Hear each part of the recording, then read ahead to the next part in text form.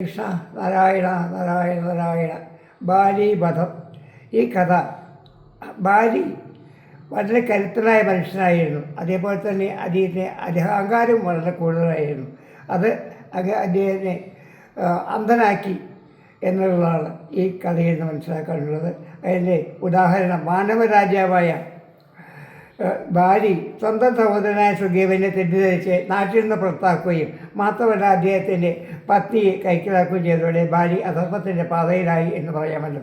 രാമൻ്റെ അമ്മേറ്റ് മരിക്കാൻ കിടക്കുമ്പോൾ ബാലി ചോദിക്കുകയാണ് ഭഗവാൻ ശ്രീരാമേന്ദ്രനോട്, മറഞ്ഞു വന്ന എന്നെ ഏത് അമ്പയിൽ വന്ന് എന്തിനാണ് ഭഗവാനെ, ഞാൻ എന്ത് തെറ്റാണ് ഇതൊക്കെ ചെയ്തത് എന്ന് ചോദിക്കുന്നു.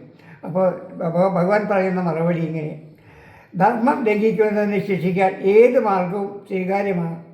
എന്നാൽ ലോകത്തെ ഏറ്റവും വലിയ കരുത്തും താരാണെന്ന അഹങ്കാരമാണ് ബാലിയുടെ പതനത്തിന് കാരണമായത്.